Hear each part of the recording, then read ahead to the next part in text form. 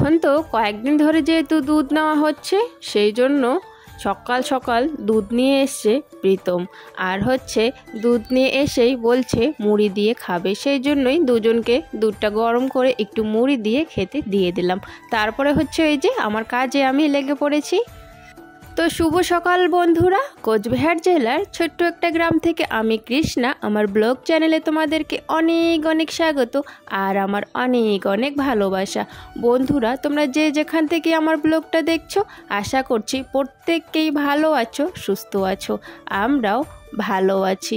আর বন্ধুরা, তোমাদের কাছে অনুরোধ রইল ভিডিওটা স্কিপ না করে সম্পূর্ণ দেখার জন্য। এদিকে দেখো, সকালবেলা আমি কাপড় জামা ধুয়ে বাইরে চলে এসেছি কাপড় জামাগুলো মেলে দিতে। আর ওই তারটায় আছে না, ভালো করে কাপড় জামা দেওয়া যাচ্ছে না, কারণ নিচে যেহেতু খড়ি পড়ে আছে অনেকগুলো, সেই জন্য। ওই নেটটার থেকে এই নেটটা একটু অন্যরকম, এই নেটটার এই ফাঁকাগুলো একটু বেশি ছোট আর কি। যাই হোক, এই যে ওই জানলাটার জন্য নেট আনা হয়েছে, আজকে লাগানো হবে আর কি। এই যে এই জ্বালানোটার জন্য সাথে চিনি নিয়ে আসলো আর কি ওর বাবা। আর এখানে হচ্ছে ওই যে তার কাটা এসব।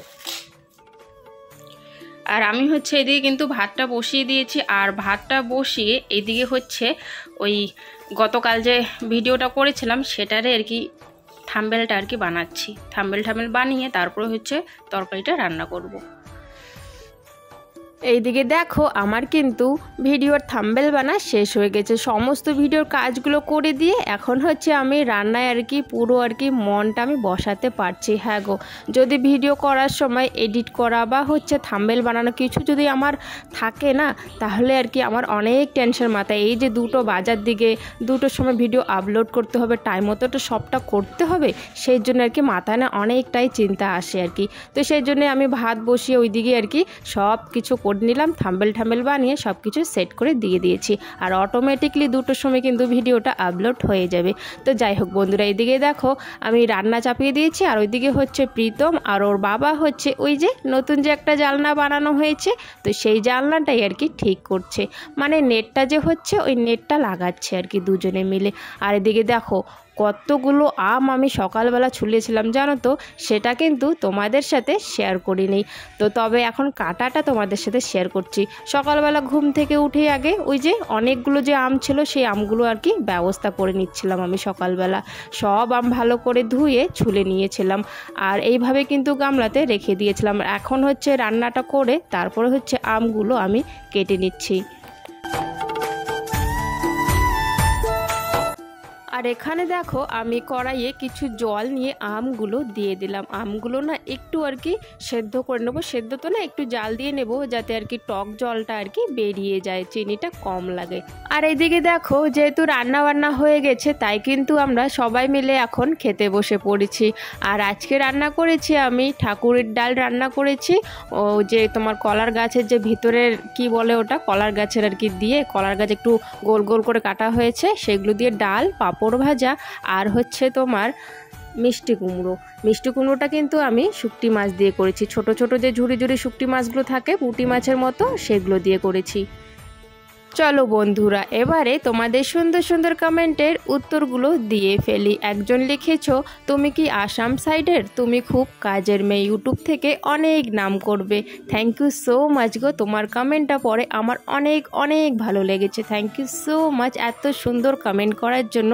ভগবানের কাছে ওটাই বলি সব সময়, যাতে আমি ইউটিউব থেকে কিছু হলো আর কি ইনকাম করতে পারি, যাতে তোমাদের ভালোবাসার সাপোর্ট আমি একটু পাই। তো সেটাই কিন্তু আমি ভগবানের কাছে সব সময় প্রার্থনা করি।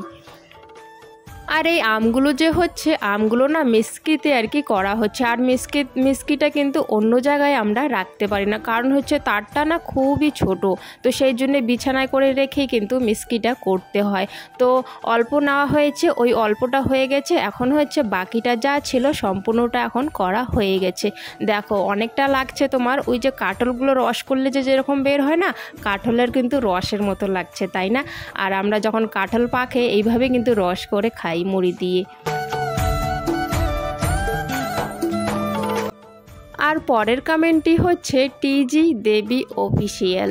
তো আমি ত্রিপুরা থেকে তোমার ব্লগ দেখছি, তো থ্যাংক ইউ সো মাচ গো ত্রিপুরা থেকে আমার ব্লগটা দেখার জন্য। তো যাই হোক, ওইদিকে কিন্তু আমগুলো আমার মিচকি করা শেষ। আর এখন হচ্ছে আমি ওই যে জামা কাপড়গুলো ধুয়ে দিয়েছিলাম যে, তো সেই জামা কাপড়গুলো এখন ভাঁজ করে জায়গা মতো রেখে দেবো।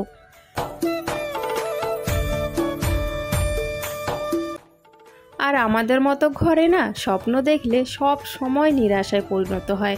কেন বলো তো বলছি, সব সময় আমি অনেক সময় না ভাবি আমি যে ঘরের এই জিনিসটা নেব বা এই প্রয়োজনীয় আর কি জিনিসটা নেব, তবে না যেই জিনিসটার জন্য আর কি আমি অনেক কষ্ট করে আর কি অল্প অল্প অল্প করে টাকা জমিয়ে রাখি, তো সেই কাজে তো আমি লাগাতে পারি না। মানে ওই কাজে যখন আমি নিতে চাই ওই কাজের জিনিসটা, তখন দেখবে তুমি অন্য আর একটা হচ্ছে সমস্যা চলে আসে। যেমন হচ্ছে আমি এই যে কিছুদিন আর কি ধরে কিছু টাকা জমিয়েছিলাম, একটা না স্ট্যান্ড কিনবো আর কি, মোবাইল স্ট্যান্ডগুলো ফোনে রাখার জন্য আর কি। একটা ছোট স্ট্যান্ড তো সেটা দিয়ে আর ভালো করে হয় না, তো ভেবেছিলাম একটু বড় লম্বা টাইপের যে স্ট্যান্ডগুলো হয়, তো সেটা একটা আর কি নেব, সেই জন্য কিন্তু টাকাটা জমিয়েছিলাম।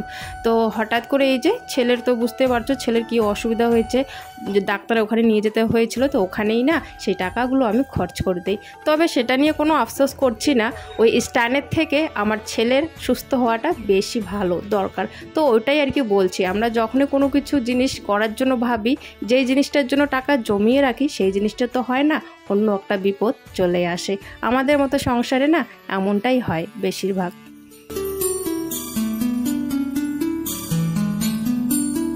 এইদিকে দেখো, যেহেতু সন্ধ্যা হওয়ার দিকে আমি না জানলাগুলো আগেই বন্ধ করে নিচ্ছি, কারণ হচ্ছে রান্নাঘরে যাব। এই যে আমগুলো যে মিক্সি করা হয়েছিল, তো সেগুলো না আমি এখনও রান্নাঘরে যাইনি, এখানেই কিন্তু টেবিলে রেখে দিয়েছিলাম। এই ঘরের কাজগুলো আগে শেষ করব, তারপরে হচ্ছে রান্নাঘরে যাব। সেই জন্যে দেখো জানলাগুলো আমি আগের থেকেই বন্ধ করে দিলাম, কারণ হচ্ছে এখন যদি রান্নাঘরে যাই তাহলে তো আর ওখান থেকে বের হতে পাবো না সহজেই, সেই জন্য আগে জানলাগুলো ঘরের বন্ধ করে নিলাম। এই যে আমগুলোকে হচ্ছে এইভাবে আর কি আগুনে করে রান্না করা হচ্ছে। এই যে এইভাবে আর কি জাল দেওয়া হচ্ছে ঘন করে আর কি, কারণ হচ্ছে একটু জল থাকে, সেই জলগুলো যাতে আর কি শুকিয়ে যায়। আর একটু আর কি আমি চিনি দিয়েছিলাম এখানে। আর এই আমগুলো হচ্ছে এতটাই টক, অনেক চিনি লেগে গেছে আর কি। আর এখানে হচ্ছে আমি 3টে থাল নিয়ে নিয়েছি, ভালো করে শুকনো করে থাল 3টে নিয়ে নিয়েছি। এখানে আর কি আমগুলো আর কি দেওয়া হবে এই 3 থালে আর কি। এ কি তেল মাখবো নাকি? হ্যাঁ বাবা, তো সর্ষের তেলের বোতলটা হালকা হালকা তেল মাখবো না, ভাবতেছে এখনই খাবে। পেদি কি কয় গো, হইলে ডাইকো এ গরম। পেদি কি কয় হইলে টক এখনো, বাপরে কত চিনি দিলাম, এই আমগুলো অতিরিক্ত টক গো।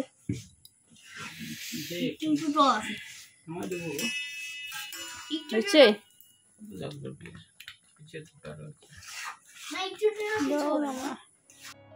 আমের রসগুলো এইভাবেই কিন্তু খুন্তি দিয়ে লাড়াচাড়া করতে হচ্ছে বারবার, কারণ হচ্ছে না লাড়লে না পরে হচ্ছে নিচ দিয়ে লেগে যাচ্ছে, সেই জন্য ওর বাবা ওখানে বসে বসে আমগুলো আর কি লাড়ছিল।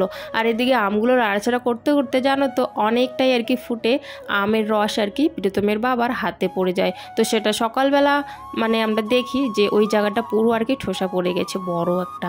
তো যাই হোক, এদিকে দেখো আমের রসগুলো কিন্তু জাল দেওয়া হয়ে গেছে। আর এখন হচ্ছে আমি 3টে যে থাল নিয়েছিলাম সেই থাল 3টেতে আর কি নামিয়ে নিচ্ছি আমগুলো।